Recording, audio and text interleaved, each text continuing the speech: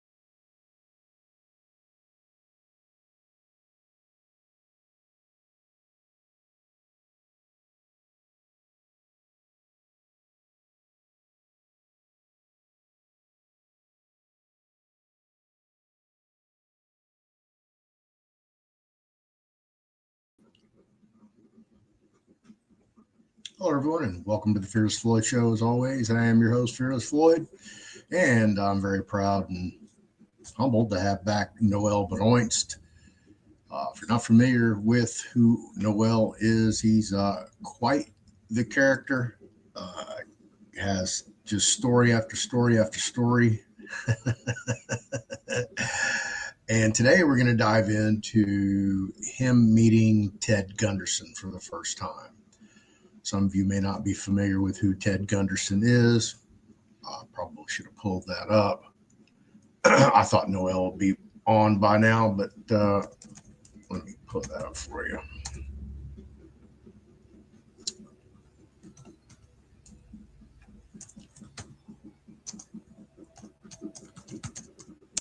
Wow. Ted Bundy, the most infamous Ted. That's terrible. That's just flat out terrible. All right, let me go tell y'all guys who Ted Gunderson is. That's the Wikipedia. So again, you guys, well, I don't know why my screen's not showing what it should be. I'm gonna remove that.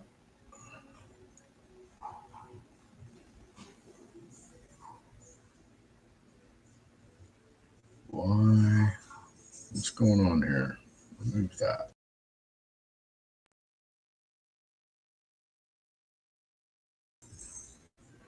All right. Hopefully that solved the problem. Let me get over here to Wikipedia. Ted Gunderson, Theodore Gunderson, November 7th, born November 7th, 1928. He passed away, unfortunately, of cancer in Memphis, Tennessee, July 31st, 2011. He was a Federal Bureau of Investigation special agent in charge and head of the Los Angeles FBI, an American author, and a conspiracy theorist. Some of his FBI casework include the death of Marilyn Monroe, the assassination of John F. Kennedy. He was the author of the best-selling book, How to Locate Anyone Anywhere Without Leaving Home. In later life, he researched a number of topics, notably including satanic ritual abuse. And here's the photograph of Ted in his office. This is also in the new 200-year plan book, Early Life and FBI. Ted was born in Colorado Springs. He graduated from the University of Nebraska in 1950.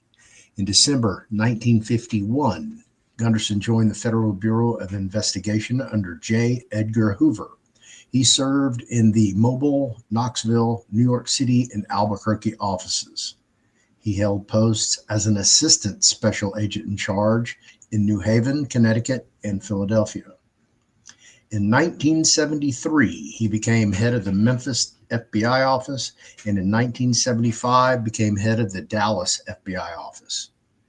In 1977, Gunderson was appointed head of the FBI, or the head of the Los Angeles FBI. In 1979, he was one of a handful interviewed for the job of FBI director, which ultimately went to William H. Webster during the Carter administration. Post-FBI, after retiring from the FBI, Gunderson set up a private investigation firm, Ted L. Gunderson and Associates in Santa Monica, California. In 1980, he became a defense investigator for Green Beret Dr. Jeffrey R. McDonald, who had been convicted of the 1970 murders of his pregnant wife and two daughters.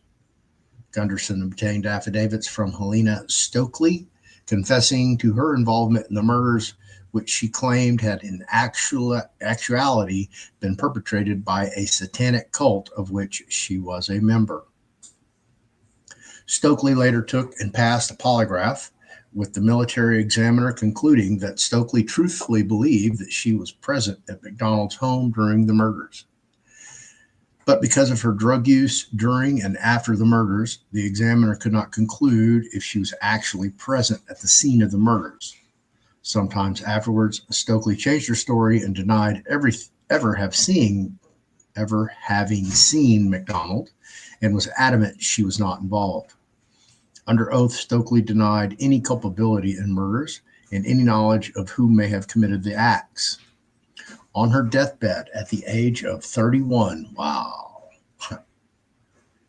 Stokely changed her story one final time and reiterated and reaffirmed that she was present during the murder of McDonald's family and that McDonald himself is innocent. Gunderson became a leading figure on the far right and a leading anti-government conspiracy theorist. Gunderson was involved in the McMartin preschool case at the heart of the 1980s satanic panic. He made numerous confident statements supporting the truth of the supposed abuse ring and became a recognized spokesman on the dangers of satanic ritual cults. In a 1995 conference in Dallas, Gunderson warned about the proliferation of purported secret occultist groups and the danger posed by the New World Order, a conspiracy theory about an alleged shadow government that would be controlling the United States government. He also claimed that a slave auction in which children were sold by Saudi Arabian agents to men had been held in Las Vegas, that 4,000 ritual human sacrifices are performed in New York City every year, and that the 1995 bombing of the Alfred P. Murrah building in Oklahoma City, Oklahoma, was carried out by the U.S. government. Gunderson also claimed that in the United States, there is a secret, widespread network of groups who kidnap children and infants and subject them to ritual abuse and subsequent human sacrifice.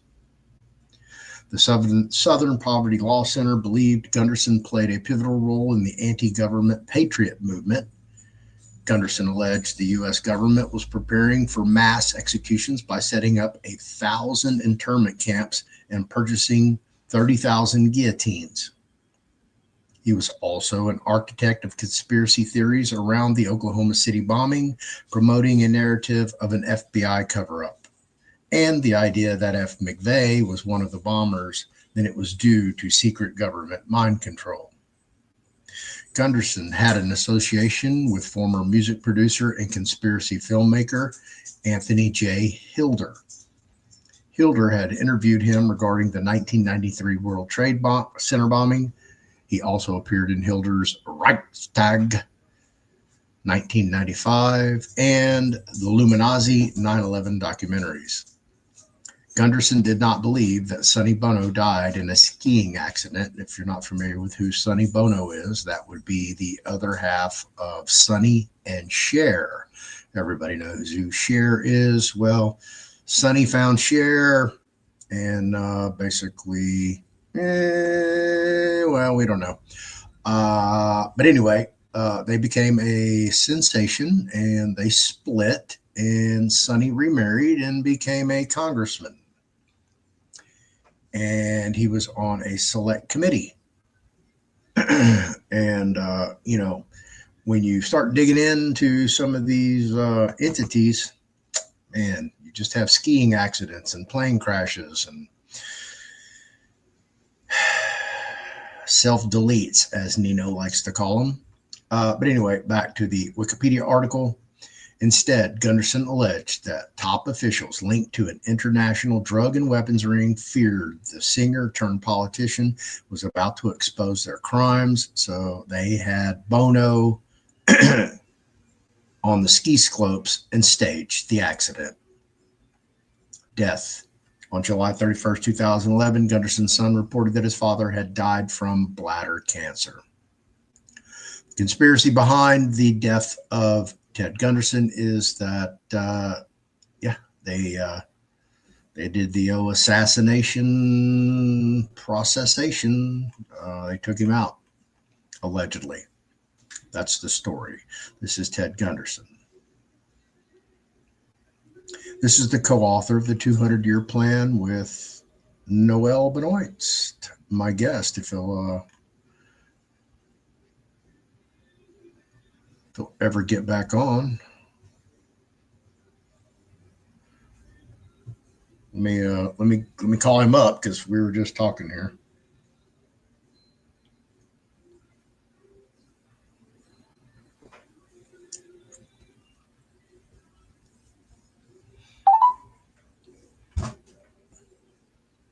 Have some coffee while we wait. I emailed you the link.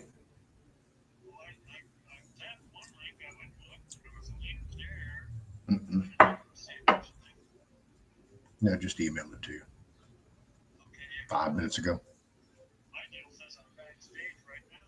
Oh, no. No, wrong one.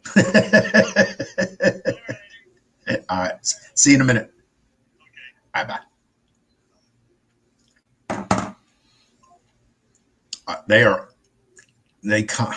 Man, poor Noel.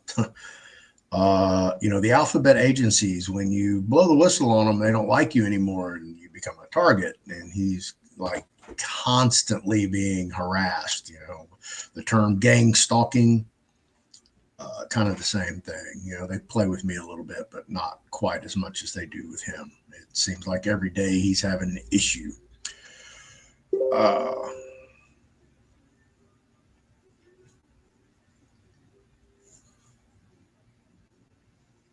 So for those of you who don't know, speaking engagement coming up. Here's the pop up.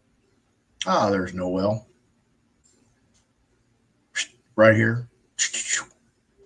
This coming, not this weekend, next weekend, the 9th and the 10th, Saturday and Sunday. Noel and I will be at the Sky Pony Gallery in Plano, Texas. Give it a little presentation. I have no idea what Noel is going to talk about. Most likely himself. And I'm going to be talking about digital DNA and artificial intelligence. So let me kick that back out of there because I have Noel backstage. We're going to talk about Ted Gunderson. So let me get him up here. There we go. All right, you found the right one, didn't you? Yeah. Yeah, there's plenty of times I don't know what I'm going to talk about either. So, you know. Right. Well, let me give the old scrolling introduction down here. So for everybody who does not know who Noel Benoist or Benoist, Noel Benoist, Army brat, choir boy, Cub Scout, Boy Scout, U.S. Army Major, retired, NSA agent, man in black, and whistleblower, and co-author of The 200-Year Plan with the late Ted Gunderson, as I prefaced here before we started the video, FBI special agent in charge, whistleblower and author. Also a part of the Majestic 12, also known as MJ-12, which is a purported secret organization that appears in UFO conspiracy theories. According to these theories, MJ-12 was a code name for a committee formed in 1947 by an executive order comprising scientists, military leaders, and governmental officials.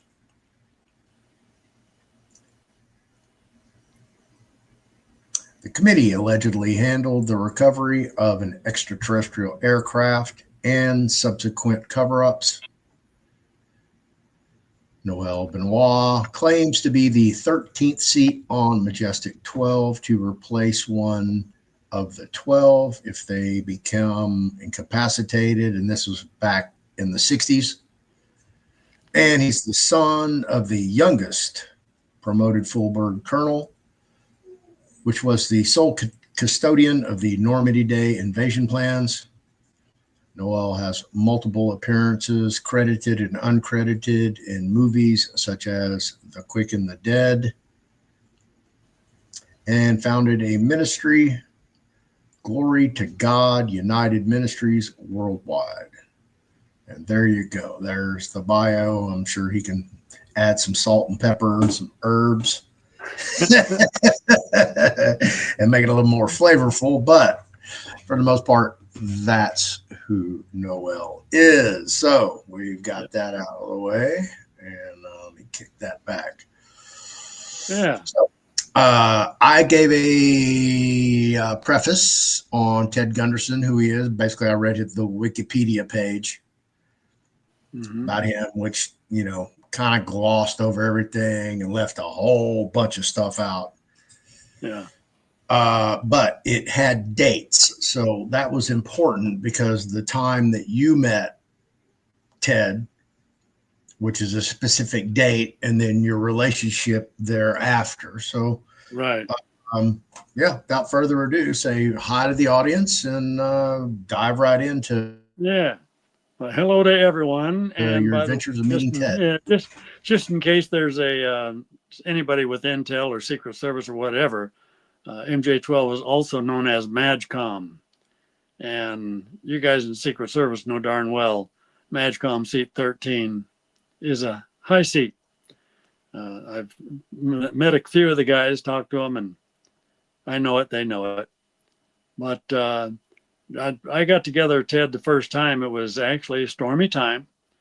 It was a good time, though, to see Ted in action and to see his character, because they flew me from, at the time I was Air Massachusetts, and I flew out of Boston, and I flew into D.C. They had to send me down because the D.C. riots had been going about 2 or 3 days or something like that. And initially they expected it to be like a 1 day or 2 day thing. And it hit day 3 and they said, wait a minute, there's more going on than what they figured. And so basically various intelligence groups met at the headquarters with the head of the FBI at the time. And I don't even remember if it was Hoover or who, because he didn't really impress me that much. But I saw Ted Gunderson. But when I flew in to DC, back up a little, I counted 16 fires from the air. So the DC riots, they were really serious. And those 16 fires were in basically like car dealership areas where the DC economy would be hurt with those outfits shutting down. And I visited one of those stores or car dealerships. As a matter of fact, basically I landed and I knew I was going to be there for a while. So I wanted to go get transportation. So I hit a couple of the dealerships, and there was a 1967-68 red Austin Healey 3000. And the guy told me, he said, that's going to be the last one coming in the United States because they're going to put a moratorium on it. And I said, well, if that's the last one, I said, I like it. And I said, beef it up to about 175 braking horsepower, lower it just a little bit so that if I've got to do any special, more or less vehicle aerobics or whatever, I can do it. And so they did it. And so then I went from there to the FBI headquarters and had it set up where they said I'd be able to pick it up like the next day. And they'd put it in on a rush order deal. So I went to the headquarters, and some of the groups were sitting down and getting ready, and Ted had a few of his FBI guys, and he was ordering them around to get things set up and see to the security of the perimeter, because we had a lot of intel power in that room. And so he said, we got this much here. Somebody might hear about it. Things got to be done right. So they had to set up some perimeters of security just in case any of the rioters decided to run at the FBI building or something with a vehicle, make a vehicle bomb or something like that. So, but I saw him, and when he was more or less giving orders and doing that, I just thought of a gunnery sergeant, because I had to go through familiarization training with not only I went through all the Army training, but then I had to go through familiarization with the Marines and some of their special outfits, and I had to go through familiarization with the SEALs. And so I had to know basically every tiny team of military, what they could do, what their psychology was, and everything, because they had already basically landed on me and using me for designing some operations in Vietnam and any place else where we were needed. And so a couple of the higher ups from NSA were there along with the director. And they said, we need you to set things up, and we need to know if these bombings and riots are being backed by the communists, or if they're being backed by one of the radical groups at the time that were in like your Far East, Arabia, and that area. They said, we need to know financing and everything. Where is it coming from? And so I told them, okay. Well, when I saw Ted going around doing his things, and by the way, it was cherry blossom time. So my trip to the car dealership and seeing the cherry blossoms, that was one of my more favorite memories, because it's beautiful during cherry blossom time. And so that kind of counterbalanced 16 fires from the air. I looked at 16 fires from the air and I thought, okay, am I coming into World War III frontline zone or what? But we traveled out to the car dealership safely, and we went through the cherry blossom time area safely. He showed me a couple of the lakes and everything, and more or less said, this is where you'll be for a while. So I said, okay. And then we went to the FBI meeting. And if I remember right, and I think that first meeting was in like the FBI headquarters. They had a big meeting room I know it was a big meeting room, and I wasn't really that well oriented with everything in DC yet. So it may have even been an underground room, because there's a whole lot of stuff like under the White House, underground, and underground stuff going between the White House, FBI, or whatever, other places. So I told the director, I said, that guy out there giving orders, I said, he reminds me of a gunnery sergeant. And the director kind of smiled, chuckled a little bit, and he said, well, you know what his name is? I said, no, I wouldn't say that guy out there if I knew what his name was. And so the director just chuckled a little more. He said, well, that's Ted Gunderson. And I said, that's it. I said, man, I'm going to remember that guy forever. As far as I'm concerned, from now on, he's Gunny. And so then I went out for the meeting. And so Ted introduced me, I think, if I remember rightly. And it was Ted that introduced me. And he said, this is Noel Benoist from National Security, what we call the inner sanctum. And one of the guys raised his hand, and I called on him. I said, oh, I said, it's a little early for questions, but what do you need? And he says, well, he said, we were told that the big guns were coming. I said, okay. He says, are you the only one? I said, yeah. He said, well, big guns is plural. I said, that's right. And I said, I draw super fast and I shoot from each hip.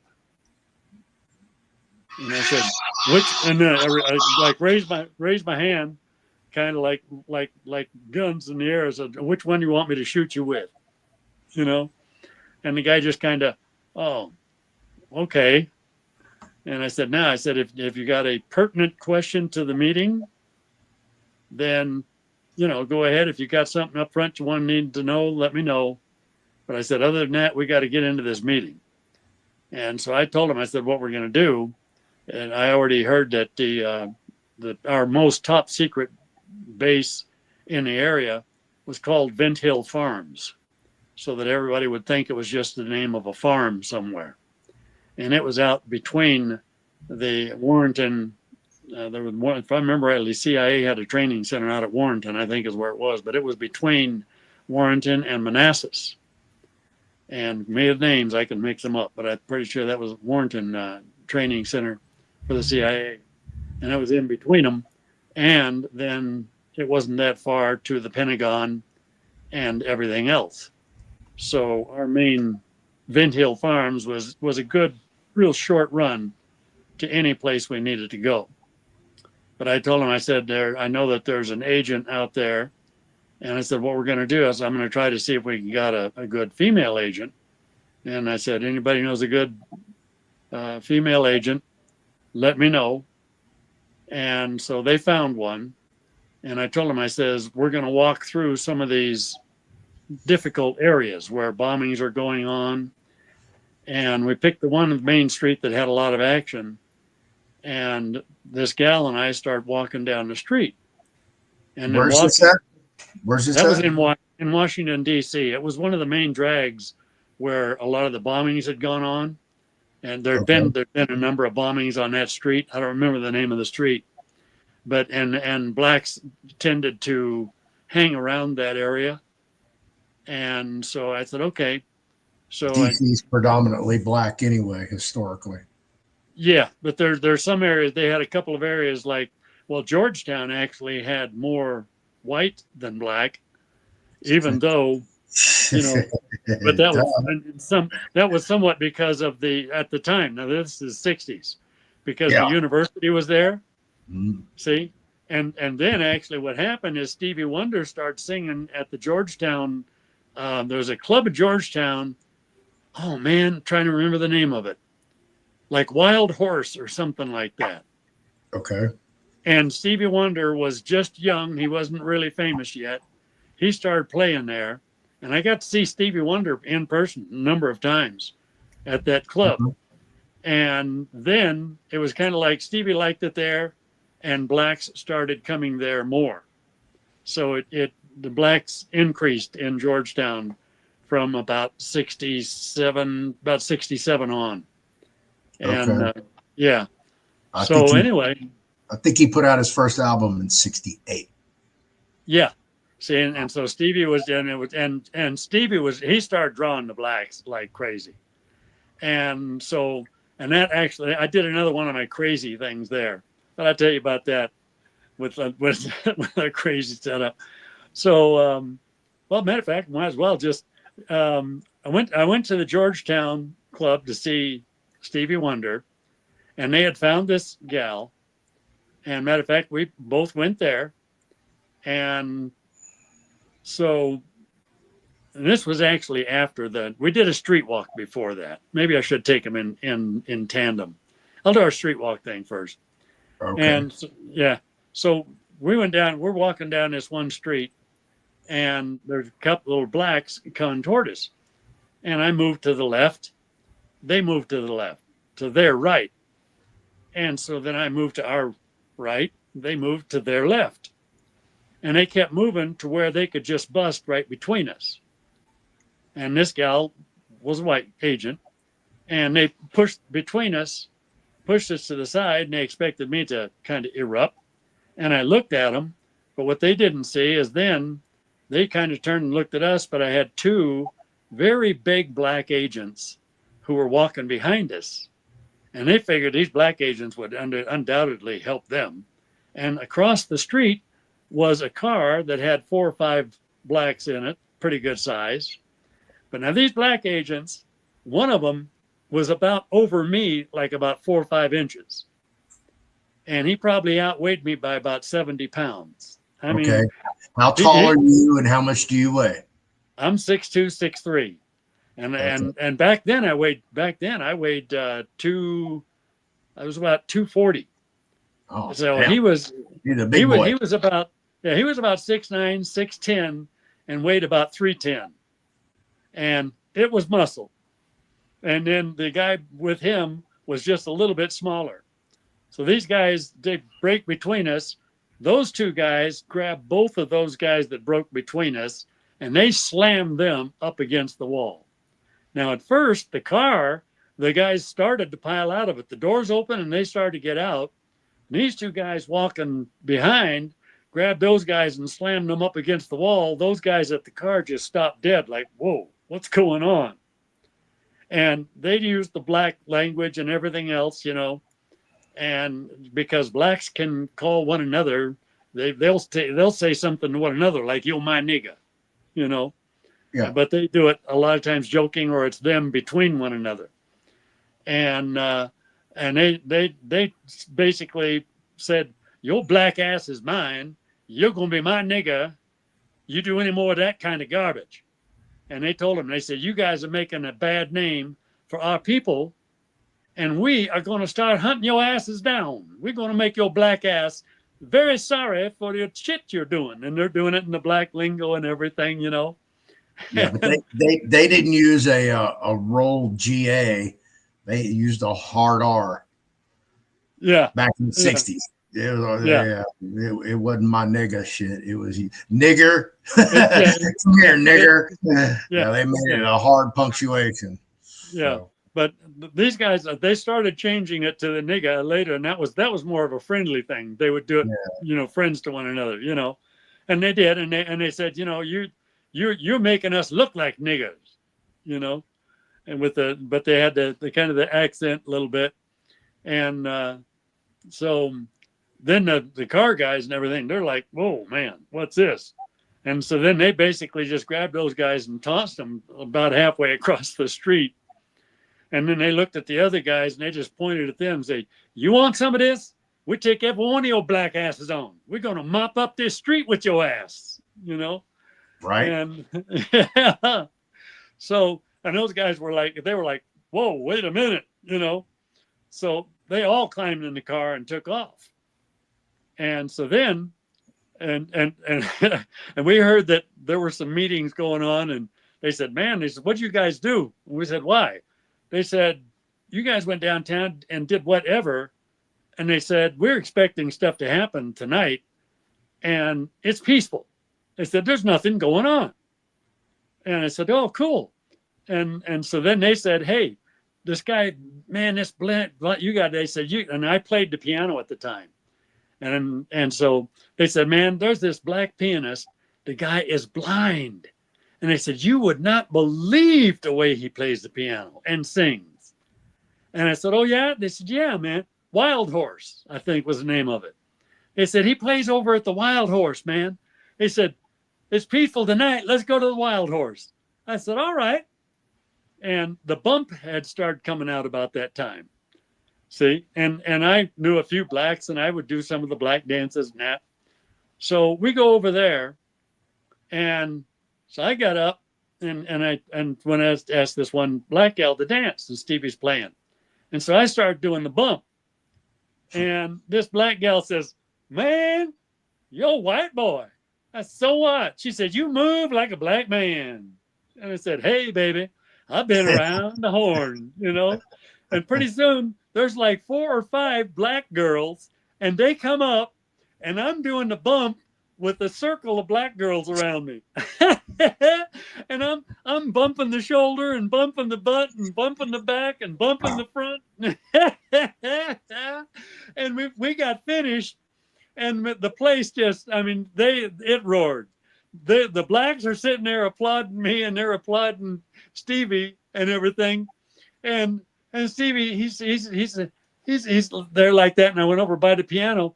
He says, I hear you. He says, you that guy over there dancing, doing the bump. I says, yeah. He says, I heard everybody excited about it, man. He says, you must move. You got some moves, brother. I said, oh yeah, brother, I got some moves. And so I says, you know some of our talk. I said, hey, man. I said, I'm white on the outside, but I said, I got Indian on the inside. I got black soul on the inside. I got a little bit of everything, you know. And we had a ball. That was really a fun run. But then I next day went back to headquarters, and I think Ted was there, and so they figured everything was just really dying down real quick. And so the director complimented me. He said, hey, Noel had the plan to do this thing and using blacks to come against blacks because he didn't think that communist money was in it. And by the way they've quieted down, we don't think there's communist money in it either. So it appears to be like some of the black movement stuff. So then the suggestion was, if you got problems in your area, use some of your black agents and make the blacks worry about their own and the fact that they're not impressing their own people and that their own people are against this kind of activity. And so that spread out. But I told Ted, and the way he had things covered, security and everything else, I told him, I said, man, I said, first time I saw you, I said, I couldn't help but think of a gunnery sergeant, man. I said, you're kicking out the orders and you're sending this one here, this one there, see to this, see to that, make sure this is done, make sure that's done, you know. And I said, you don't mind if I call you Gunny, do you? And he said, why is that? I said, well, I said, to me, the backbone of the Marines is the gunnery sergeant. The gunnery sergeants, they make it happen, you know. And I said, that's to me, I think of a gunnery sergeant, I think of the moving force of the Marines, you know, organized, and everything, you know. Right. And I said, that way I'll always be able to remember you too. And he says, well, you want to remember me that way? That's a good way to be remembered. I said, for you only, I'm Gunny. I said, okay. And so then we knew one another by then. And then they sent me out to the Vint Hill Farms and the Warrenton CIA Training Center. And I went to the Chrysler Mansion out in that area. And going out the Chrysler Mansion, you go into Warrenton and you go out towards what's called Fauquier Springs. And Fauquier Springs, if I remember rightly, was like Fauquer. You might look that up one time because I'm the name and the spelling, but it was like Fauquier, you know. Okay. And I kind of laughed about that because of some of the black language, you know. And it would be pronounced close to to that if they were trying to say, you know, a curse word and something about your whatever, you know. So I thought, Right. what a name, you know, Folkier Springs Country Club. And but Woodrow Wilson had a cabin out there. Kennedy's had a cabin out there. So I knew I was getting close to stuff. And so, and as you go out, you're going down that road. The Chrysler Mansion is on the left. And when you look at the Chrysler Mansion, they've got like a gate guard going in. And you go up this long road. And then on the left, he actually had his own firehouse with 2 to 4 fire engines at any given time. Full blown, brand new fire engines. Chrysler. Who is this? Oh, okay, for the Chrysler compound. For the Chrysler Mansion and compound there. Yeah. I mean, it was a sprawling thing, you know, and they had Tennessee Walker horses there, and they had, you know, the thoroughbreds and Arabians and everything. And they had everything. They could do a fox hunt on that mansion. And I don't know how many acres it was, but it had to be bunches of acres. So you were inside the Chrysler compound? Yeah, in the compound, I toured the firehouse, I toured the mansion. There was like it was at least 4 floors, 4 to 6 floors. There was multiple floors. They had 300, I think it was either 387 or 487 guest rooms. I think you said 487 last night. I was like, 487? Okay, then I think it was 487 because that's the first one that came to me. Yeah, 487 guest rooms, and I think they had like over 100 bathrooms. You know, and I mean, there's a big circle drive to drive up in front of the mansion. You know, it looked more like the biggest resort, like luxury resort you could possibly think of, you know, and they probably got a lot of their resort ideas off of that. And he had a ballroom their ballroom, well, you could probably get 1,000 people in that ballroom and still dance. Right. Yeah. A lot of those big estates are built commercially, not as a residential structure. Yeah. Do their entertaining there. Yeah. Do their entertaining of a tax write-off. Yeah. Yep. I don't know if it's a tax write-off, but yeah. Yeah. And a few other things. But for them, one of the biggies was the tax write-off and the privacy. And yeah. Right. And impress everybody. You know, people from Europe come over. And I mean, it to me, it looked as big or bigger than the cotton picking castle in England that the Queen of England's in. Right. Yeah. You know, well, that's what they are, you know. Yeah. The little fiefdoms, because, you know, there's like George Harrison, you know, he was over, what's the name of God? It was on the tip of my tongue and just rolled off. Stick your tongue out. I'll see if I can read it. The friar, I can't remember. But anyway, he took over that estate and he, you know, rehabilitated it. And as he matured, he got into basically horticulture, cultivating the land, you know, sculpturing, all of that. Built his own little oasis. So those estates, they cost a lot of money to keep up. That's why. Oh yeah, the royalty. And the winners of the Kentucky Derby were down that road there. Matter of fact, I think that year's winners lived on down that road. And then you keep on going, you get to the country club. Woodrow Wilson and the Kennedys and stuff had a cabin at the country club there. Yeah. So that was high area. The Chrysler estate had a country club on it? No. The Chrysler estate was before. You're going down the road. You keep going down the road, and you would pass the ranch that had the Kentucky Derby winner. They had more than one Kentucky Derby winner. Right, yeah. And some of the Kentucky Derby winners had their ranches up and down that road. They would interbreed and stuff. And then you farms. keep going, and a little bit further past the ranches, then was this real large area where Fauquier Springs Country Club was. And they Okay. had cabins and stuff like that there. And And where's Woodrow this at? Wilson, What state? that's in Virginia. That's all in That's just Virginia. outside Warrenton. This whole thing is one road leading out of Warrenton down Fauquier Springs Road. All of that stuff is down Fauquier Springs Road on both sides of it. Yeah, there was billions of dollars even back in the '60s on that Oh, road. yeah, no doubt. I don't Yeah, think people, if anybody followed the evolution of the automobile, with Henry Ford, the Dodge brothers, yep, Chrysler, and everybody that's who's who in the whole automobile development in the United States, because that was the basis of the manufacturing in that was in yep. the That country. kicked off like the Industrial Revolution. Industry and vehicles, Absolutely. just yeah, Yeah, planes, boom, everything just exactly. yep. Yeah, started to flourish like a rose opening up. Yep. Yep. And Yeah.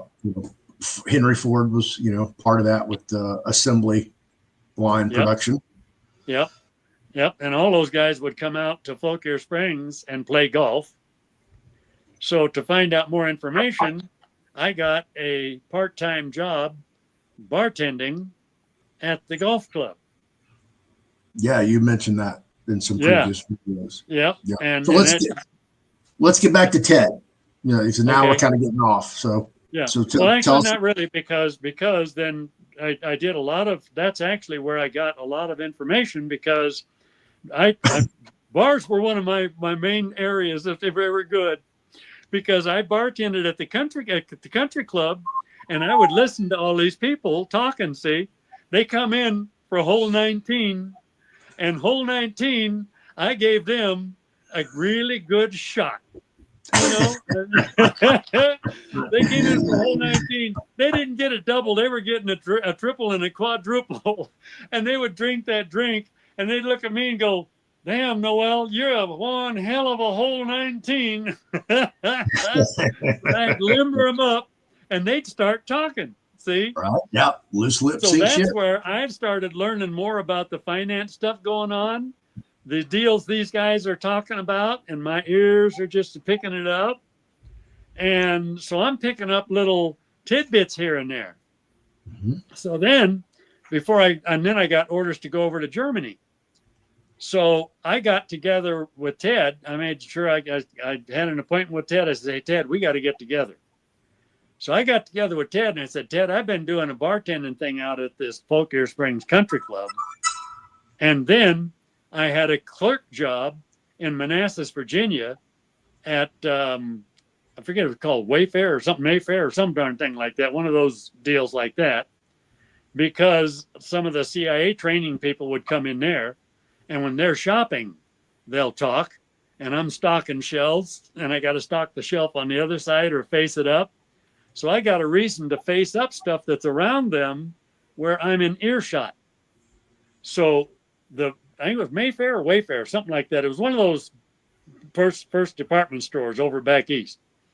And so that at the department store and then at the club and the bar, I'm picking up from the CIA and that, and I'm picking up from the rich and the famous, and some of the people that are coming to see them, including directors of intelligence and stuff like that. The intel directors and stuff like that, they would come out there too. And then they would have dinners there, and they all liked me because, like, I would do this stuff. Matter of fact, there was an ambassador from Ireland, I think it was, and he came, and they're having dinner, and it was one of the directors said, "Noel," they said, "we've heard some of your imitations and stuff like that. You're fun." They said, "These guys are from Ireland. Think you can fool them?" I said, "Sure." So I go in and I take a drink in, and I said, I hear you'd be from Ireland now, would you?" And they look at me, Oh, would you be from Ireland? I said, oh, I'd be from Ireland. Or would you be from Ireland? Or would you be kissing the Blarney Stone, mate? You know? And so I'm doing my Irish thing. And they're going, well, where did you be from then? Oh, I'd be south of Dublin. Where did you be from? You know? And I'm throwing this back at them. And then pretty soon I'd say, actually, folks, you just got fooled by the American. And they laugh and they enjoyed it. So I'm cutting up and I'm using this stuff, and these people are relaxed. See? And they get drunk and they blabber. So I told Ted what I was doing, and Ted got a kick out of it. And I said, I'm as good on the chaotic side as you are on the organized side. So I said, we make good teammates. And he said, I go along with that. So I passed on information to him. And I said, keep your eyes and ears open. But I said, don't let anybody know what you're doing. And I said, and then I was just being exalted or brought up higher. And he said, well, he says, I hear that you're going to be like internal affairs for national security stuff. I said, yeah. I said, they're shipping me to Germany. And from what I understand, I've got to do an investigation there. That's our most secret base in the world. And if that goes well, they've got some kind of a high seat that they want me in. And they want me kind of like the worldwide troubleshooter. In what year? That's 68?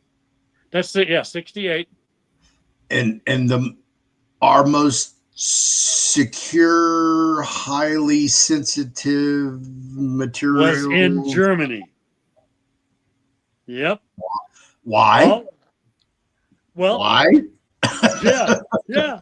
For one, there's Bilderberg influence, and for two, it was the Hitler base that we could never find, and the people in that town had known Hitler, so the people in the town were kind of prone to not talking a lot. If there was secret stuff going on in their town, they were okay with that.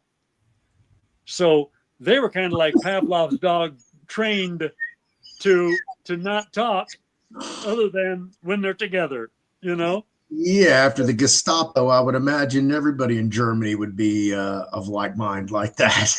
Yeah, and they were thankful that it was the American intelligence and not something else. So for the Germans in Herzogenaurach, they felt like they were in one of the most secure places in the world because the Americans are going to guard that place. See? And yeah, so matter of fact, I ended up getting the chief of police, made chief of police in Herzogenaurach, and all kinds of stuff when I was there. See? Okay. But yeah, so then when I got to Herzl, I already knew a lot from talk from DC. So I was pretty in tune just coming into Herzl base. But they wanted me to have a translator. And when I went downtown with a translator, I thought about two things. Number one is too slow. In Germany? In Germany. Okay. Yeah, because I went downtown and had a big meeting with the mayor and the current chief of police and with the police people that were down there. And then CIA. Let me back up. So you flew from DC to Germany? Yeah. Okay. Yep. Commercial, military, government, private plane? Actually, I flew to Germany on, it was a kind of like a side airline. It wasn't like Capital. What they did a lot of, they were kind of like red and white in colors. They did a whole lot of charter flights. They became real big in charter flights. Continental. Okay. Yep. Yeah. Remember, Continental was doing a lot of charter flights to places, and they started building their airline basically off of charter flights, and then they got some of their own stations and stuff like that. Yeah. And Continental started out doing actually a lot of charter flights for the military. Okay. Yeah. And they became, then they started more or less doing the Continental thing, calling themselves Intercontinental Airlines. Okay. And Continental for short. Right. That makes sense. Yeah. All right. So you fly over to Germany. Yep. Okay. Now, in what capacity are you there in? Are you there as Army major? Are you there as lieutenant? No, Or I went there. I went there undercover as a Spec undercover? 4. I had Spec 4, but the only thing I had on that really kind of like gave it away or would give it away, is this star. So this star, right? Right, doing. There we go. That star right there. Uh-huh. Okay, the star is the same star that's in the halls of the CIA. Oh yeah. And and then they got a pansy on top with a double-edged sword going down the back. Uh-huh. The two-edged sword stands for internal affairs will cut both ways. If you're a good guy doing a bad thing, internal affairs is supposed to cut you. If you're a bad guy doing a bad thing, internal affairs is supposed to cut you. Okay. So the two-edged sword goes both ways. See, that was our thing. The pansy on top was because people walk by pansies every day and never notice it. So all of our undercover and our stuff was supposed to be done with nobody noticing. That's the key of undercover. Nobody knows. Right. See? And yeah, so you fly over there in uniform or just civilian clothes? Yeah.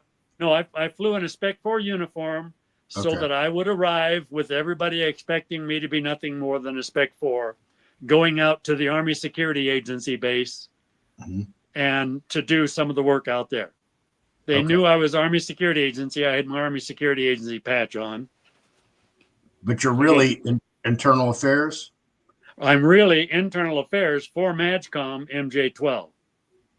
Oh. The commander of the base. Yeah, the commander of the base knew in internal affairs. Yeah. Yeah. See? And so the commander of the base knew that a guy was coming from internal affairs, but he didn't know exactly who. And there were about 8 of us that arrived at the same time. But they knew I had the personnel guy knew and was kind of expecting me. He was a CW4. What is that? So Chief Warrant Officer? Chief Warrant Officer 4. Okay. Chief Warrant Officer 4 actually gets about the same pay as a general. Really? Oh, yeah. They get the good money. Yeah, they make stupid money. Yeah. More stars you get, it gets really stupid. Yeah, but the CWs get really good money. A CW2 makes about the same money as a major. And a CW3 would be about the same as a full bird colonel. And a CW4 is like between a brigadier and a 2-star lieutenant general or a major general. It goes major general, then lieutenant general. That always got me. Why is the lieutenant general, over a major general? You want to confuse a child? Oh man, So right Colonel, there, that told me right there the Army is screwed up. Yeah, and Colonel doesn't even spell right. Yeah. Sergeant, all this stuff. Yeah, you're not a colonel. You're a colonel. You're one of those colonial people that was over in the U.S. when they first started. Right. Yeah. Exactly. Yeah. So basically, I checked in, and so this clerk, he's about an E7. He looks at my file. He says, "We can't have this." And I said, "What?" He says, "You're supposed to have one primary MOS, and you can have 2 or secondary MOSs, and everything else is supposed to be additional." And I said, "So? You got 14 primary MOSs or whatever it was, and all these secondary MOSs." He says, your primaries and your secondaries, you got 20 some MOSs. Your MOS is like a doctorate degree or a specialty field. A mechanic would let's say a mechanic would have an MOS of a M05 or something say for mechanic 05 or something. So that would be his level or whatever, Okay. And so I sat there and I said, you don't touch my file. I said, all you do is process it, put a note on that I was here. If you want to complain to your CO, you go ahead and complain to your CO.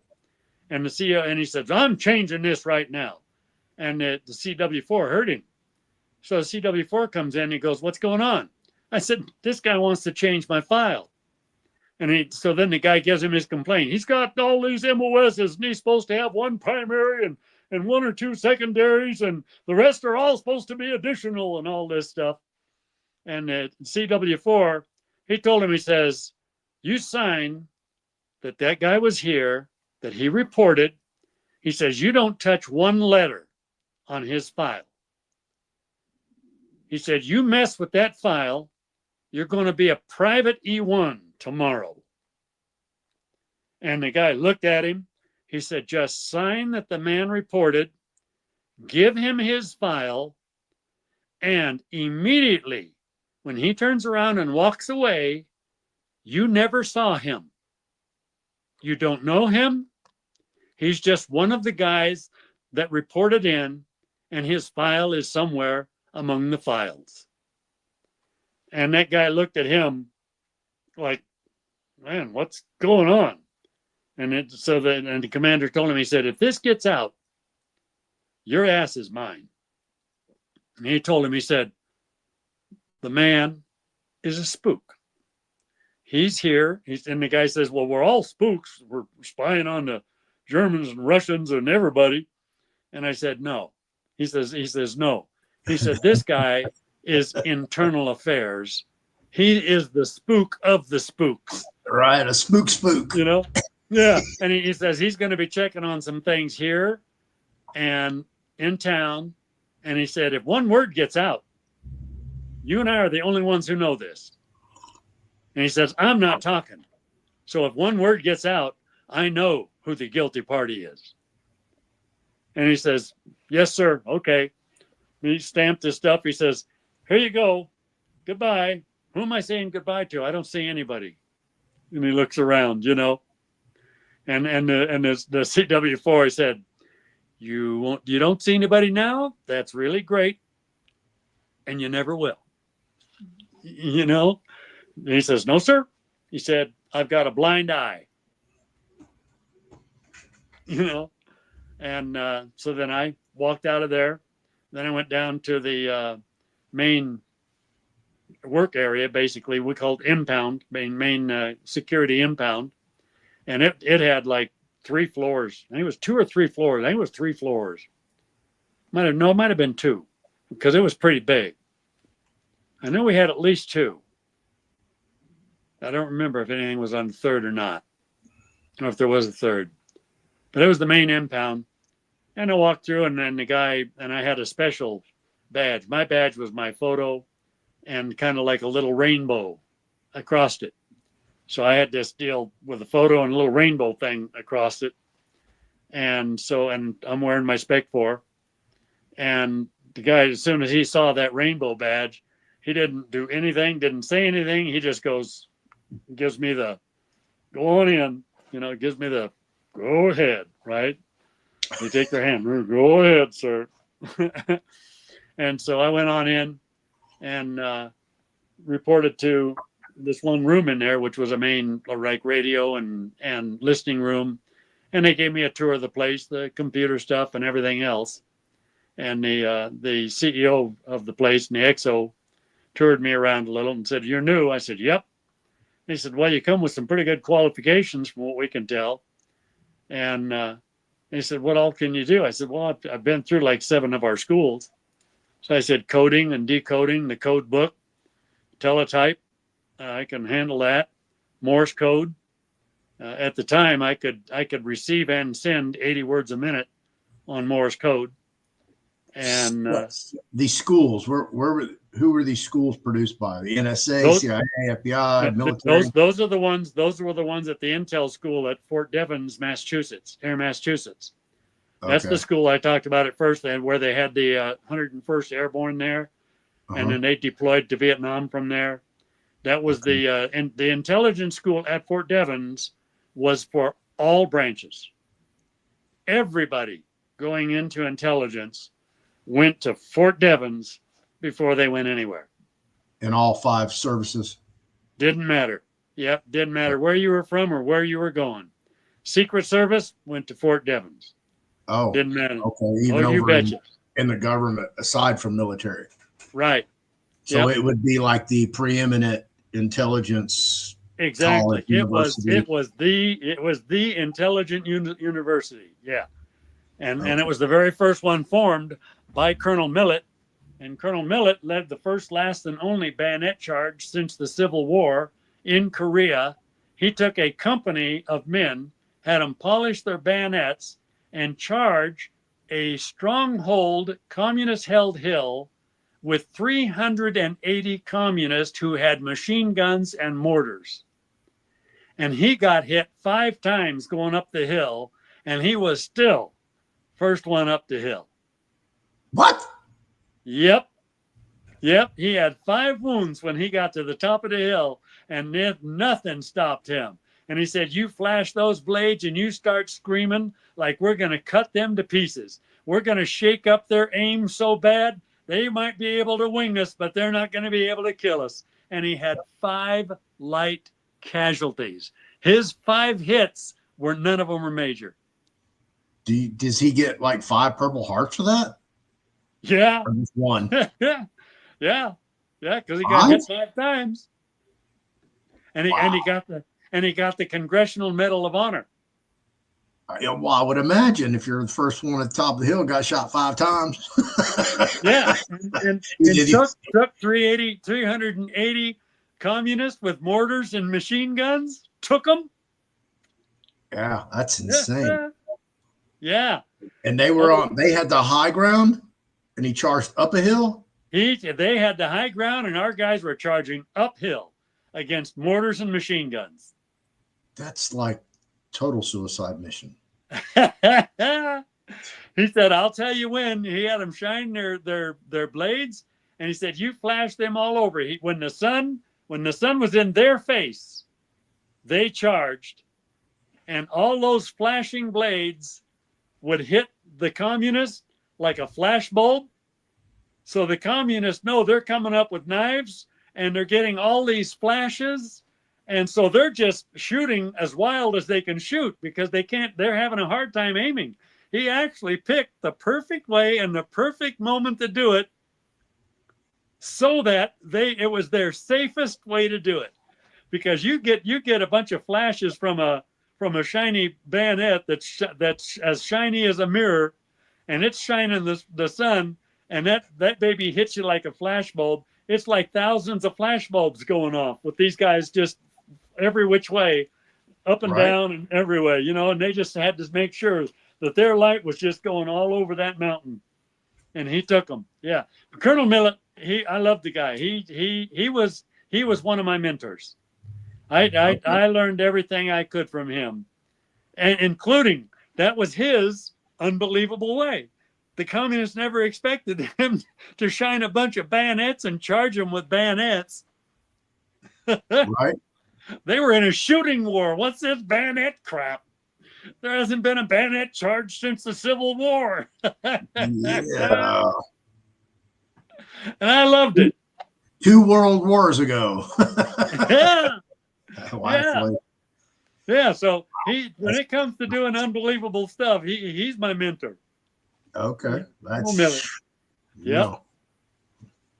Sounds like 50 Cent. Oh yeah. Yeah. Yep. Yeah. He went up that hill and he got the communist bippy. Okay. All right. So he took that bippy home with him. Right. And then he had a handlebar mustache, and they wanted to give him a star. And by the way, he went from Private E1 to full bird colonel. Okay. And he was my inspiration for that too. I said, if he can do it, by God, I can too. Not only did he go from Private E1 to full bird colonel, but he was originally busted for being AWOL. Wow.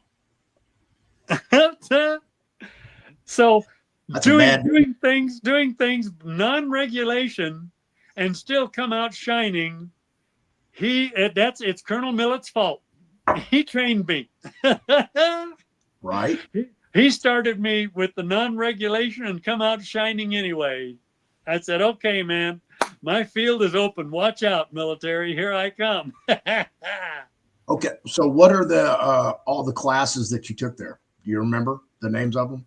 There's some of them I can't really say because they still use it. Okay. But yeah, I took,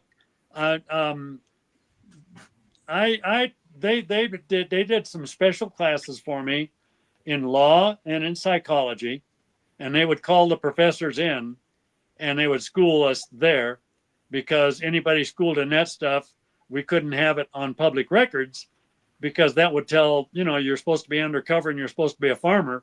Well, wait a minute, you got a doctorate degree in psychology. How come you're a farmer?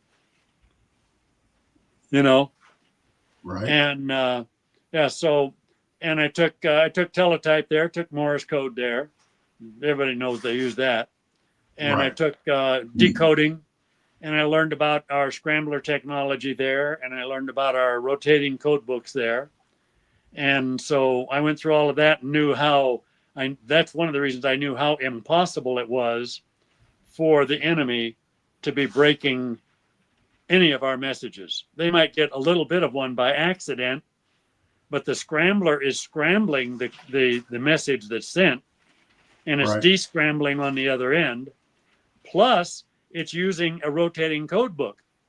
So you've got to have like 20 code books because then the code book we use tells you what code book we're using tomorrow. Right. And they get down to where you got 5 code books, you get 20 more code books in. Right. So you got the code book plus the scrambler. That you can't break that. Right. And we had a 16 key scrambler at the time. They went to 32 key scrambler. And from what I understand now, those are characters, folks. Yeah. And from what I understand now, they got like 128 or 256 key scrambler. Oh, they even have larger ones than that. AI now is doing it. It's actually the new word that they use is encryption. It's an encrypted text. So Yep. Yeah, and it goes through a fantastic scrambler. And see, the first binary system for computers was 666. And I believe the binary system now is 999. Probably. And I told them when I was in, I said, guys, you're doing increments of 3. I said, 666. I said, go to a binary system of 999. And quite frankly, I believe you're going to speed up anywhere from 100 to 1,000 fold. And at first they were like, oh, yeah, right. Okay, Noel. Right. Yeah, you're going to come in and tell us scientists. You're going to tell us that you can do that this should work. I said, hey, guys, I'm an analyst. I got to analyze everything. Right. My analysis is, and they went to 999. Boom. And I think 999 basically opened the door for AI and probably everything, which I'm sorry for AI. I didn't know it was going to go there. I plead innocent. Yeah, we'll get there. We'll get over there. Man, oh man. All right, so you go to the intelligence school. You go over to Germany. Now, is this still part of your introduction meeting of Ted? No, then I basically I got to Ted together with Ted before I went over to Germany, and that's when I filled him in as to what I was picking up from all these conversations about industrialists and how they're working with the military, and you get together with this senator, and he'll get this money on a bill as a writer, and you get millions of dollars from these writers that nobody really pays attention to, and then they funnel that writer to the distribution, and nobody really watches it. So later on, if there's a question, then they come back with, hey, nobody told us we had to keep every penny and every dime intact. We got the job done. The job cost this much money. and I heard him over talking, talking about we're getting the job done for 5 cents on the dollar. So basically a $10 million deal, 500,000 got the job done. 9.5 mil went to these Somewhere. guys. Yeah. And Somewhere so else. basically a lot of the Chrysler and Ford, they got grants for a lot of their experiments and their research, but they got a hell of a lot of off the books money for any kind of experiments or research they wanted to do too. Well, that goes back to the premise behind The Day After Roswell, the late retired Lieutenant Colonel Philip J. Corso's book, The Day After Roswell, where he basically his final job working for a general was to take some type of alien technology. He'd be called into the general's office. The general would have some material sitting on the desk. He'd say, okay, go take this, incorporate it into Lockheed, McDonnell Douglas, or exactly Duke University or DuPont. Lose it among other files, but know where it is. Well, they'd send it to the research department. He would go there. He'd already have his contacts, and he'd say, "Hey, I don't know what this is, what it does. Can you reverse engineer this thing?" And boom, they'd start getting results. He'd go back, look at it. But then after they get it all together and it's done, they would also refile it in all these other places, so that it's like a needle in a haystack. Right. A lot of these top files were basically in among like 1,000 files that are practically nothing. Right. Because that way somebody who's a detective and they're reading files that put them to sleep every night for a year and they still haven't gotten to anything. And they say, I don't think there's anything there, man. All I'm reading is stuff that puts me to sleep every night. Right. But the boys who needed to knew exactly where to go to pull out the file that was a hot potato. They could go find the bippy. Right. Yeah. And there's, this still goes on daily. And, that's right. Government hasn't changed. It's not going to change. Yeah. It's like lose it in the field. Yeah. Yeah. Yep. And then one of the things that even made a comment on, one of them made a comment one time, you get a good fertile field, you got a scarecrow out there. And he said, before harvest time, you can't see that scarecrow anymore. Right. And that was their thing. Hide the scarecrow in the field, and nobody sees anything that's going to scare them. So you get no reaction. Right. See? So that's a procedure for neutralizing. Right. Hey, puppy dog. Yeah. So that's So, but I went through all that, and I went through.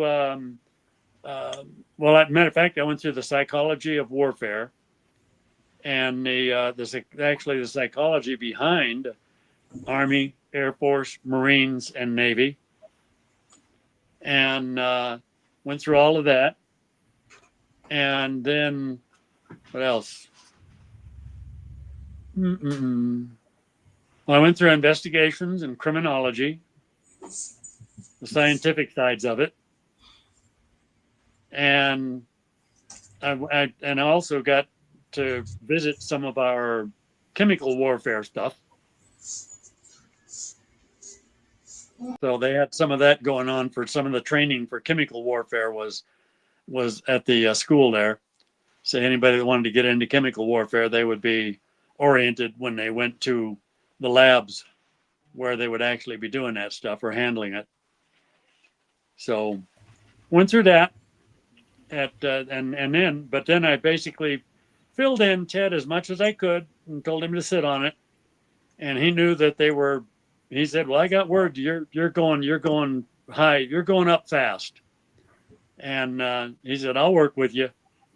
And because he believed in the same thing I believed in, which was doing the right job the right way, prayerfully for the right reason, but the right job for the right way is mandatory. And he said, if you ever need me, I'm around. I said, okay. So then I got overseas and I found out everything going on. And then matter of fact, when I got over there, I think my first assignment was the 68 commercial airplane that was hijacked. And that was the first one that was hijacked by like the Palestinian Liberation Army types, Mm-hmm. you know, and that one, that oh man, that still burns me up today, because then they're negotiating with the 4 hijackers, and at the Who's they? time, Who's they? the top of MJ12 and stuff, the top guys that I was working for. Okay. So the word came down from the top 12, hey, we're negotiating with them. And so negotiate. And I said, I'm not going to negotiate with them. I said, I say we get our people as close as we can in like uniforms of the airline, fuel uniforms and maintenance uniforms, and just let them know if they don't want the jet going down, we've got to refuel it. We've got to check maintenance and everything. Get our guys in there, get them as close as we can, make sure they're good hand-to-hand combat people, because they might check them for weapons. And I went through martial arts stuff with at Fort Devens too. Matter of fact, Colonel Millett had a ranch we'd go out on every once in a while, and I used to, whenever I would fly, and they'd ask me if I had a weapon on me, I'd tell them I am a weapon. I don't need no stinking weapon. I am a weapon. You know, and I could disarm a person faster than they could pull the trigger. And I even did quick draw. I beat Jim Snake. I did the draw and fire, hit the target, and you got to basically draw as soon as the light comes on. So you got your reaction time for the light coming on, and they don't tell you when they're going to do it or anything. You're sitting there watching, and all of a sudden the light comes on. I reacted to the light, draw, fire, and hit the target. 19 one-hundredths of a second. 19 one-hundredths of a second. That's right. And at the time, Jim Snake's record was 21 one-hundredths of a second, and I beat him by 2 one-hundredths. And he told me, he said, man, Noel, he said, this isn't a classified shoot. He said, if this was a classified shoot, you'd knock me out of my seat. Right. Yep. 19 one-hundredths of a second. And I could fire twice in 21 hundredths of a second. I could draw, shoot, fire twice, and hit 2 targets in 21 hundredths of a second. Okay. That's astonishing. Yeah. So my reaction time and everything, matter of fact, I used to practice if there were like 2 or 3 flies on a table, I could catch all the flies before they flew away. Okay. Then I used to practice catching the flies when they're flying in air. And when they're flying in air, they'll inadvertently change direction. And when they changed direction, I knew I had a certain span of time that they would be in that direction before they changed again. I could snap them out of the air at the right immediately after the direction change. Okay. Thank God you didn't say I could do that with chopsticks. I was like, oh. Yeah, really. Yeah, now we're getting into some Jackie Chan stuff. You could sharpen chopsticks and throw them like a knife. Especially metal chopsticks. Yep. Yeah. Speaking of flies, what do you call a fly without wings? Oh, man, I think I heard that once. I can't remember. You're lucky they wiped my memory out. A fly without wings.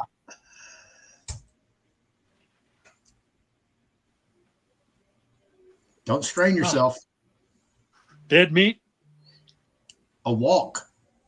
A walk. There we go. There we go. Okay. Yeah. Yeah, that's how you get back at them when they just like will not leave you alone. Just like I stun them, when I pull a wing off and make There you walk. go. Not only that, then they just go in circles when they got one wing off. They tend to circle. They try to fly and they tend to circle. Yeah, they buzz around. They figure out, oh man, I got to walk from here on out. It's going to be a Yep. rough ride from now on. Amen to that one. Yeah. Yep. They got if they want that roast on the counter, they got to fly. I got to walk up there now. Yeah. Yeah. Oh, and I got to do a little racing run too with oh man, he was big in racing at the time. I got Harvick stuck in my head, but that's not it. In 66, 67, 68, and he went in the military. Doggone it. He had like a Latin name, and everybody was expecting him to be really good. And he won like the Brickyards or something like that a couple times. I have no idea who you're talking about. Went into Seemed like he had an R in his name. I wanted to say Romero, but it wasn't that. Yeah, that's not ringing a It bell was for along me. those lines, a Latino Romero. Doggone. And he raced Formula V, plus he raced the big circuit. I think he started out Formula V. God darn it, me and names. Man, if I said the name, you'd recognize it immediately because he was a big racer and they expected him to be really famous, and he went in the service. And he was in the service same time I was in. Okay. And I got some racing points from him, and my fast reaction helped, you know. Yeah, and a matter of fact, the magazines did a cover story on him in '66 when he was going through basic. There's the like Look or Time or one of those magazines has a cover story on a racer in basic training in '66. Like January '66, January, February, March '66. That was March '66 they did the cover. And his brother was a racer too. God, it gets me because I knew the guy and it was fun learning some points from him, you know? Yeah. But I can't remember. But anyway, so I went over there.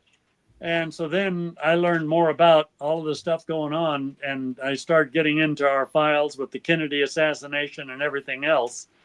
And so then that's when you went into Pandora's box. Then I started going into Pandora's box after they promoted me to that position and started reading everything I could. And I started back a ways because I wanted to know the foundation. The foundation of something is the key to the heart and core of the psychology and the direction of it. You are who you started as, and you are becoming. Right. You get that? Yep. See? So in all of us, it's like our foundation is laid at the beginning. So if you get the beginning of a person, you've got all the way through. Right. See? Okay, so you're over in Germany and you're starting to discover all this stuff, you know, from these files. And are you sending this back to Ted? And is that? Oh no, I was hiding it away because especially if I was sending something, they would want to know what was sent. Why wasn't it sent to them? And you know, and all that. So no, I knew I had to accumulate it, and I had an apartment downtown. I had a little room downtown, and I would sign out and go to it, and all it was really was a room with a bed in it, and then I had a little hot plate and a coffee pot, you know, and a little closet.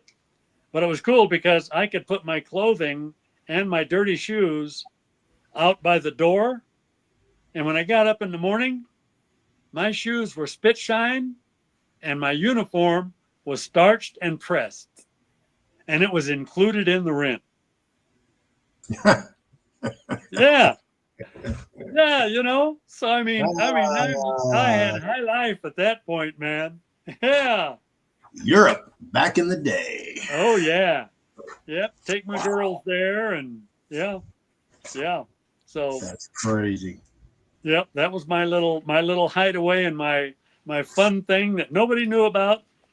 And the landlords would watch after things for me and all that. Matter of fact, they were old enough. They were young when Hitler was around because they were my landlords. I think when I was there, they were probably hitting 70. And matter of fact, I think they went through like the Hitler Youth and stuff like that too. And they were very anti-Hitler. And so I told them, I said, nobody gets near my room. If they go in it or anything, you let me know. And they said, you got it. So they would guard that room. And the guy's son lived right across the hall from me. So there was always somebody who would hear or know if anything went into my room. And if I went into my room at that point, their eardrums went deaf and everything went silent. What? So, but that's where, and as a matter of fact, then I met my wife to be, and I'd heard about her, and her back then, her name was Karin, Karin, and she was the receptionist because the thing is too, Adidas was in that town, Puma was in that town. Right, those are brothers. Scheffler Needle Bearings was in that town, and Scheffler Tapestries was in that town, and they were brothers. Okay. See, so I met all of them, right? Oh wow. Oh yeah.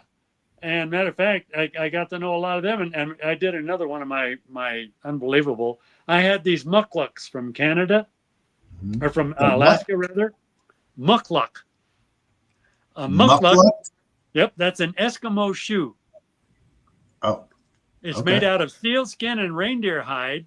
The whole shoe up to your knee is like sealskin, and the exterior of the shoe is reindeer hide with the fur. You're waterproof and you're warm in sub-zero weather. They keep your feet warm. And they have hats up there the same way. And we used to say that keeps your wigwam.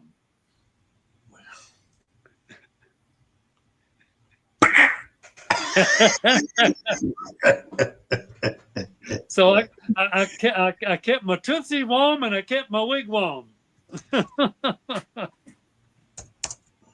Yeah, but I wore those downtown. And so I met Karen having coffee at the matter of fact, the head of the Bavarian telephone district. I became friends with him. So all of them there depend on the telephone district for their telephonics and a lot of that stuff. They had the German contract to help the Americans for that. And so I met Karen there, Karin, and she said, people around here kind of laugh at your boots. And I said, why? She said, because of the fur and everything. So I told her what they're like. And she said, really? I said, yeah. And so she tried them on and she went out and stood in the snow. And she came back and she said, man, she said, these are really good. I said, yeah, they are. And she said, well, she said, Georg Scheffler was talking about them. And they laughed a little bit. And they were wondering where you were from. And I said, California. So she told him. So then the next time we got together at coffee at Herr Lange's place, then she says, I told them you're from California, and they all want to know, isn't it dangerous in California? I said, why? They said, well, all the Indians. The only thing they had seen over there in the 60s was the Western movies. They thought California was still Western with Indians and the raids and the whole works. So they thought California was the Western movies they watched. And so I laughed and I said, no. So then she would talk back and forth like that a little bit every once in a while. But the first time I met her, it came clear as a bell to me. Matter of fact, when I was 8, 9 years old, I was in this bar restaurant. We were having food because you could have the kids there. They could have food. This guy about 35, 40 years old sits down, starts talking to me, pouring out his woes. And here I am, like, I don't know, 9, 10 years old, 11 or 12, whatever. I was a kid. And so I'm just talking to him. And I'm counseling this 35, 40-year-old. He's, hey, Noel, you think you'll ever have kids? I said, oh, yeah, someday. He said, what do you think you'll have? Now, at the time, too, I'm walking with God pretty close. So that was my close times with the Lord. And I said, I'll have a son first, and then I'll have a daughter. That way my older son can guard over my daughter when they go on dates. And I said, then probably a little bit later, I'll have another son. And he said, yeah. I said, yeah. And before that, he had asked me, he said, you know what? Before that, he had asked me what I figured I would have for children. Hello.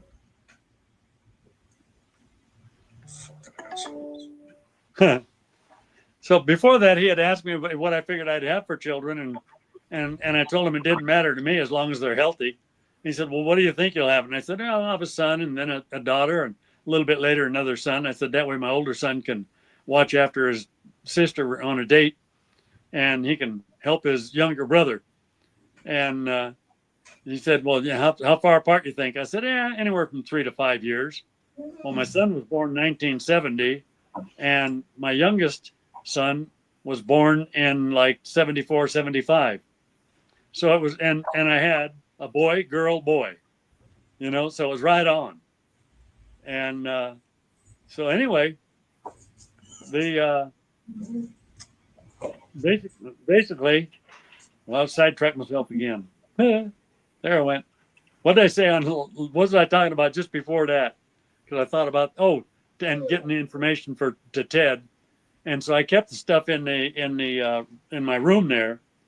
And basically the base had no authority over a German apartment.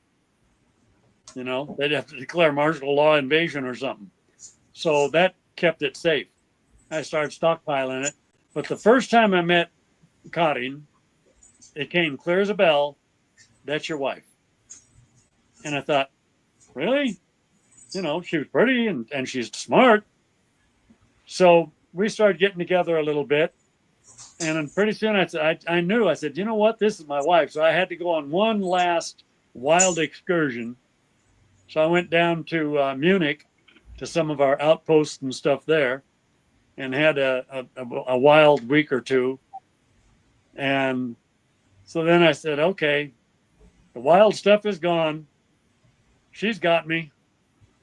So I came back to Herzegovina and I went out and got toasted. And it was about midnight or so. And I went to the Herr Lange's place. I knew Karen would be sleeping up there. Her best friend was Uschi Lange. And so I knew she'd be up there sleeping. So I threw a pebble up at the window. And I threw another pebble up at the window. And I threw another pebble up at the window. And pretty soon Frau Lange comes out and says, Ben. They just call me Ben. What are you doing in German? And I said, I want to talk to Karen.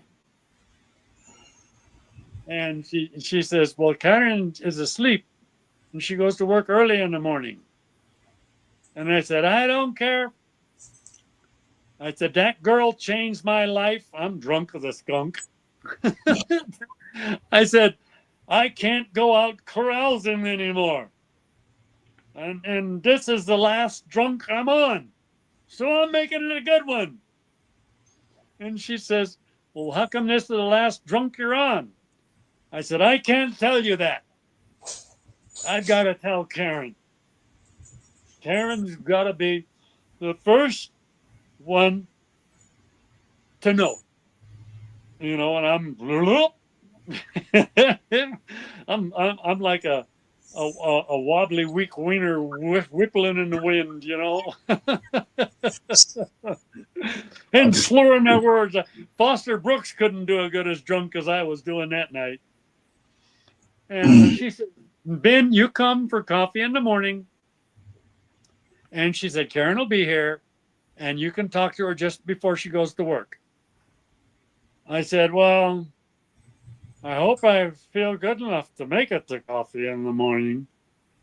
And she says, well, if you miss the morning, then you make the night. But I think I made the morning because I was probably still just a little bit toasted. That made me brave enough, to risk being turned down. And so we had coffee, had a little bit of coffee and cooking and everything.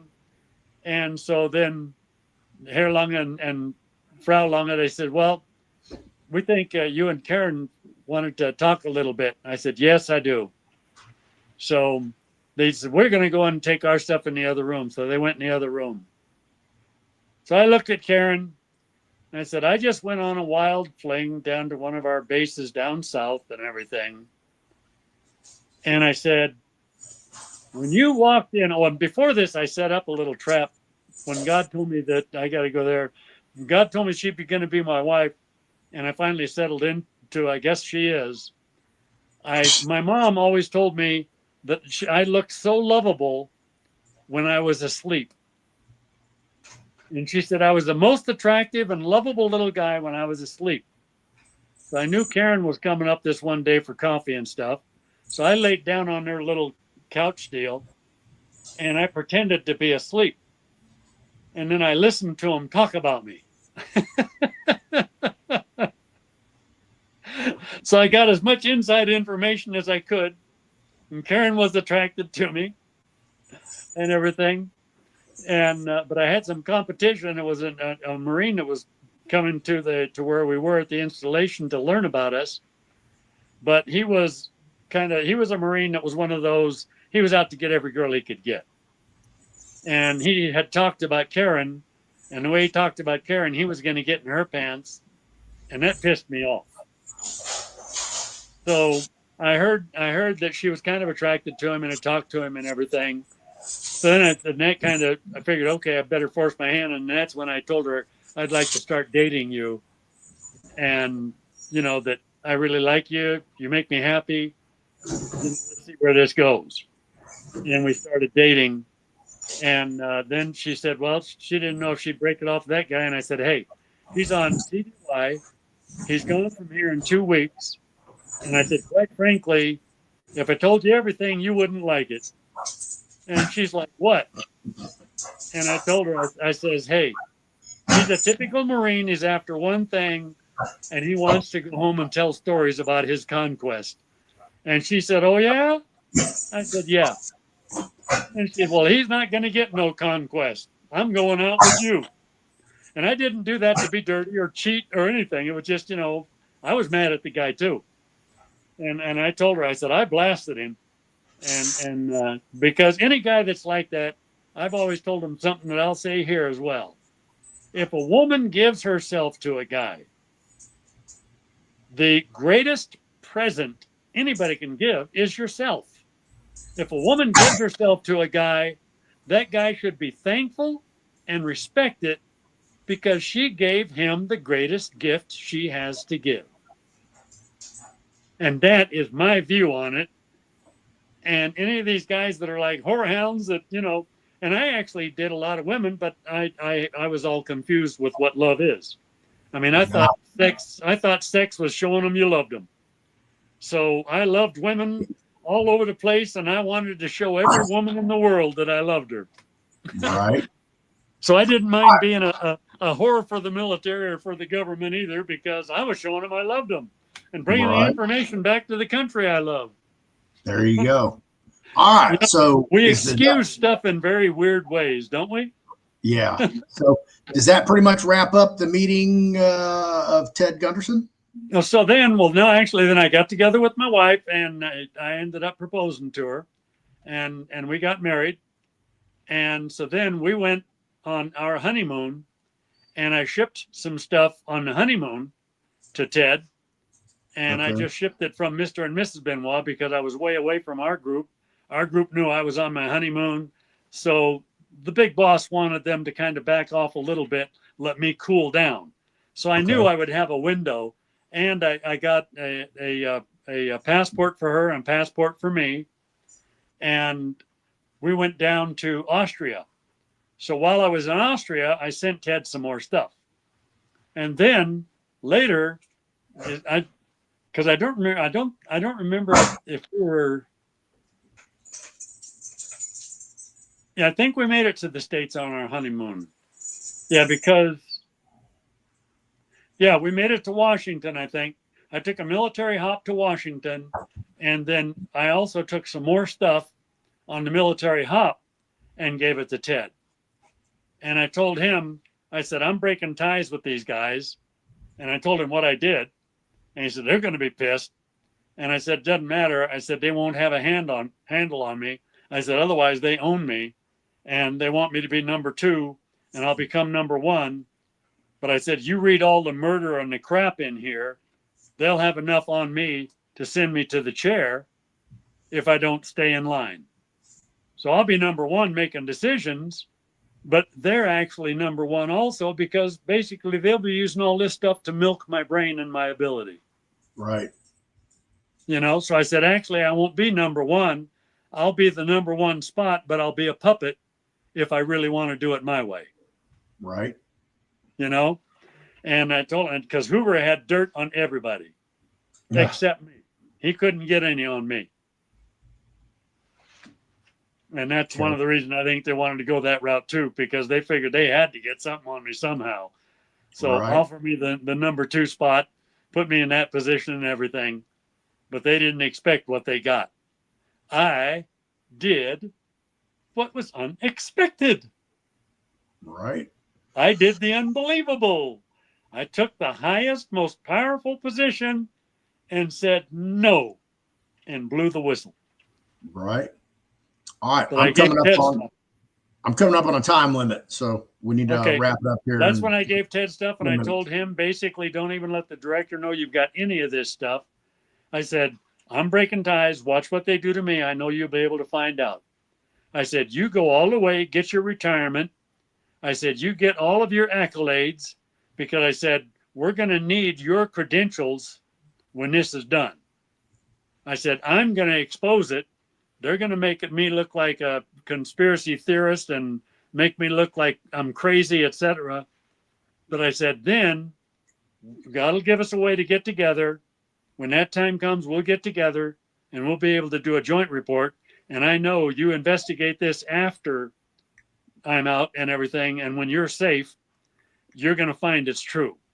And he told me when we got together, he did it exactly that way. And he went along with, okay, the guy's crazy. Well, he seems to be harmless and all that. And they were trying to convince everybody I'm dangerous and everything. And so then they put him in the FBI Hall of Fame. And he was the National Chief Special Director or Special Agent. And so he was accredited to the max. He said, so then after they put him in the Hall of Fame, he went and investigated all my stuff. And he found out every bit of my stuff was 100%. He said, Noel, he said, everything you gave me was perfect, 100%. I said, that's the way I am. He said, yeah, he said, I heard that a lot about you. And he said, I went into the director and told the director, this guy is not dangerous. He's not a fraud. He's not a phony. He's not a conspiracy theorist. I investigated his stuff, and everything that he gave me is 100% right on. And the director was mad. How'd you get that? And he says, I told him I got it from him. And the director was, you should have given it to me. And he says, I told him I couldn't give it to you because when he gave it to me, he was the top and he ordered me not to. And he never rescinded that order. And his appointment is for life and his authority is for life. So legally, I am still under that order. And he says, I'm only telling you now because I investigated like he told me to. And he told me after I investigate and find out it's true, then I could come to you with it and try to get you to investigate. And that's what I'm doing. So he says, I am finishing my orders given to me from the top at the time and never rescinded. And so then they went after him. And so he started doing his speaking engagements, figuring I'd hear about it. I heard about it. I called. said, tell Noel or tell Ted Noel called. Here's my number. And one thing I did tell him, I said, and he said, well, that's all. I said, not really. I said, in case he doesn't think it's Noel, just tell him that Noel called him Gunny. And he said, that's it? I said, yeah. He said, okay. 5 minutes later, I got a call. Boom. Where are you? I'm in Apache Junction. Where are you? I'm in LA. And we set up a meeting to get together to put together the joint intelligence report at my place. And we spent a lot of time whittling down thousands and thousands of pages of evidence to get it to a short report that we could get the congressmen and senators and stuff to read. And that then, when they killed him by induced cancer, and the idiots, none of the idiots told me. If they'd have told me, I'd have gone and got him out of there. And I wouldn't have cared basically who the hell got in the way. We would have been out of that hospital, and he'd have been in a safe zone. And he'd have been getting, American Indians used the greasewood for cancer treatment. And greasewood, you make a tea out of it, and you drink that at the right strength. We don't talk about anything that cures anything on YouTube. Oh, is that right? Oh. Well, I like greasewood tea. Sorry about that. Nothing out there cures anything. Nothing. Well, nothing is 100%, that's for sure. Well, just on YouTube, you don't talk about cures. Yeah. Period. Okay. They'll yank the video, give me a strike, and I'll be down for a week. I didn't know that. Ah. Oh, it's Google your censorship. Wow. That's where it's coming. Wow. All right, we got to wrap this up. I got to go. We're standard 2 hours. Okay, we're going to be back. I don't know if we're going to do another live or pre-record what we're going to do, but I think the next one up will be Noel and Ted's first case. Could be the 200-year plan about the book, putting that all together, or it could be Noel's first and last assignment, or just talking about Men in Black as a whole. Not necessarily his thing, but the whole, what that looks like as an organization. And yeah, and then spy tech gadgets. Like, he mentioned the other day that he had a 22 long rifle pin that that's how you shot it. So little spy gadgets. I'm sure he had a whole bunch of them that, because they were just common everyday part of your toolkit, being a espionage agent, for him it's normal. For us it's like, oh really, wow, they had that back then. So all right, well, thank you, Noel. I appreciate you coming back on here. And as always, these shows are part of the pedagogy of Noel. So if you don't know what I'm talking about, this book right here, which is yet to be written, it's first, I think 4, 5, 6 chapters are already done, edited, ready to go. And every show that we do will be another chapter in this book. So if you want to come meet Noel and hear him speak, he will be at the Sky Pony Gallery in Plano, Texas, August 9th. That's Saturday, a week after this Saturday. He will begin speaking from 3 till 5-ish. And then from 5-ish till 7, he will do the meet and greet and book signing. And he will also have available the original 200-year plan books, which are very expensive if you can find one. So, all right, Noel, anything you want to close out with really quick? Well, I'm glad to be on here, and I've got a surprise for you in Texas too. Oh, well, there we go. Yeah. All right, Noel. Thanks for being here, and we'll see you on the next show. Amen. God bless. All right, Noel Benoist, or Benoit, as he likes to pronounce it. Most people look at it and screw it all up. So it is what it is. He's kind of like the little kind of unknown author with the 200-year plan with Ted Gunderson. I don't know why everybody's heard of Ted Gunderson. Very few people have heard of Noel.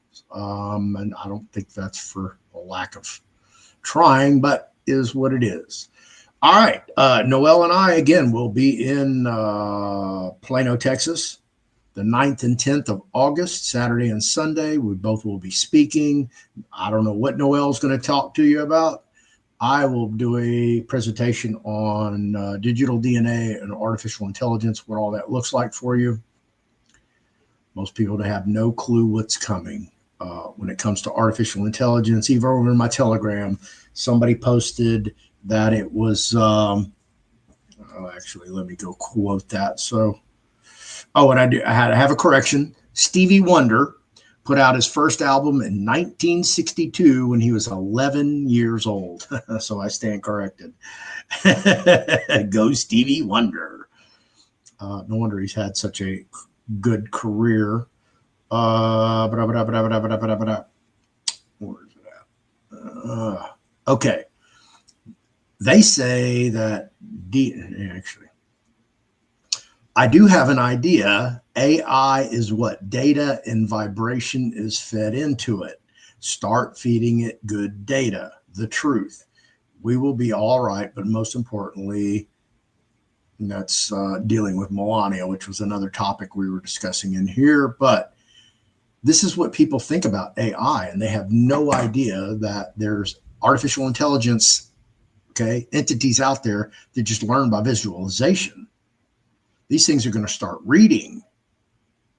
They're going to be able to watch movies, pull up streaming. If they want to learn about, all they got to do is just, log into YouTube and start watching the how-to videos. Isn't that how we do things? Something breaks in our house, we want to fix it because we don't want to, DIY. We don't want to pay somebody to come do it. What do? We go to YouTube. How'd somebody fix this? Boom. You get 50 videos. You watch it and then go, okay, well, I need to go order these parts on Amazon. And, next day you're ready to rock and roll. AI is going to do the same thing, folks. It's coming. So people just really don't have an understanding and a comprehension, but is what it is. I hope you come out and see us in Plano, meet and greet, take some photos, get you a book or two, whatever you need. So it'll be fun. Thank you, everybody. I'll be back. When? Don't know. Be safe. Be careful. Thank you for hanging around after the show. I want to present to you Tailor-Made Trust, featuring Ann LaFleur's Trust Series, available at tailormadetrust.com, as well as thefearlessfloydshow.com store. Here are a handful of the available trusts that can be built, custom tailored to your needs and desires. 25 different trusts, plus the DNA Trust Addendum.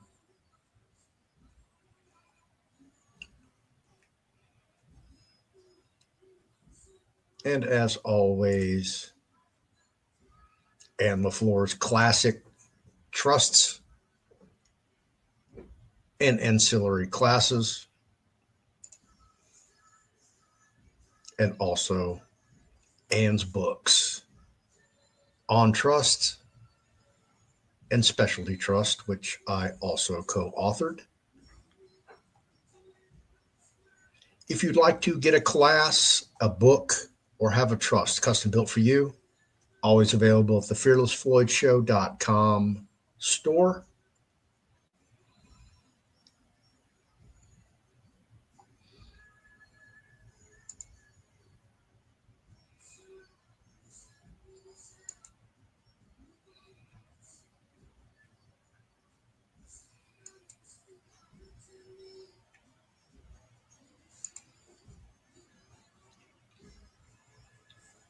And I'll see you in the next show.